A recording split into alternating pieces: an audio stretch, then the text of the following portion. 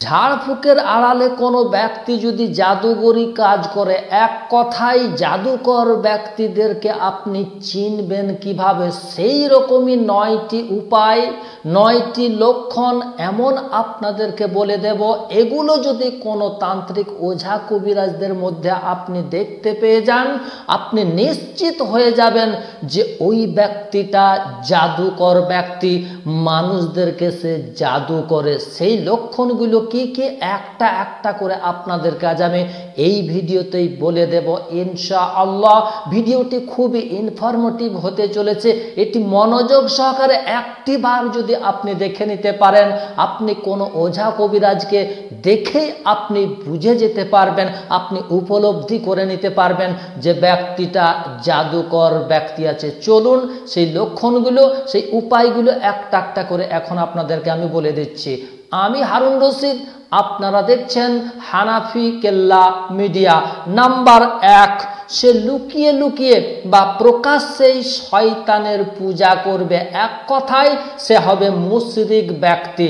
Number 2, সে নাপাক অবস্থাতেই থাকবে, কারণ পবিত্র থাকলে তার কাছে শয়তানগুলো আর আসা যাওয়া করবে না।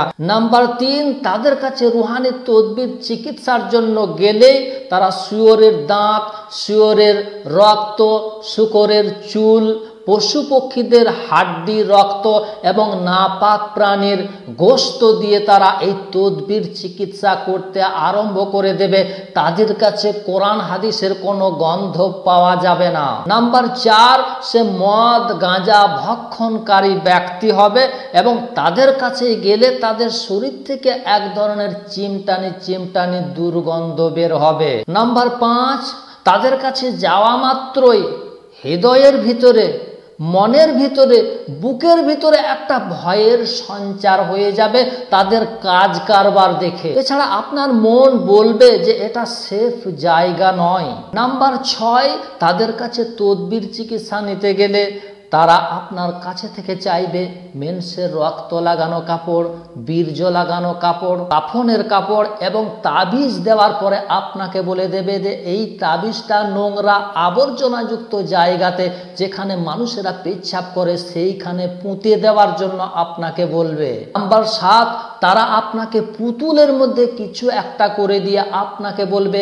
এটা কবরস্থানে গেড়ে দেবে, না হয় এটা শ্মশান ঘাটের মধ্যে গেড়ে দেবে, কিংবা নাপাক নোংরা আবর্জনাযুক্ত জায়গাতে গেড়ে দেবে। তারা বেশিরভাগ এই পুতুল দিয়ে জাদুগরি কাজগুলোকে করে থাকে। নাম্বার 8, মানুষদেরকে তারা তাবিজ দেওয়ার পরে বলবে এই তাবিজটা বাঁধা অবস্থায় তোমরা আতুর ঘরে যেতে পাবে না, তোমরা মরা বাড়িতে যেতে পাবে না, কোনো শুভ অনুষ্ঠানে যেতে পাবে না, কোনো জলসা মিলাদ কোরআন হাদিসের মাহফিলে তোমরা যেতে পাবে না, কোনো হালাল প্রাণীর গোশত খেতে পাবে না, নামাজ এবং কোরআনের তেলাওয়াত করতে পর্যন্ত তারা নিষেধ করে দেবে। নাম্বার 9, সবচাইতে বড় লক্ষণ হচ্ছে তারা সেজে থাকবে দিনদার পরহেজগার ব্যক্তিদের মতো, কিন্তু তারা তদবির করবে কুফরি মন্ত্র পাঠ করে। বন্ধুরা, এই ছিল এই 9টি লক্ষণ।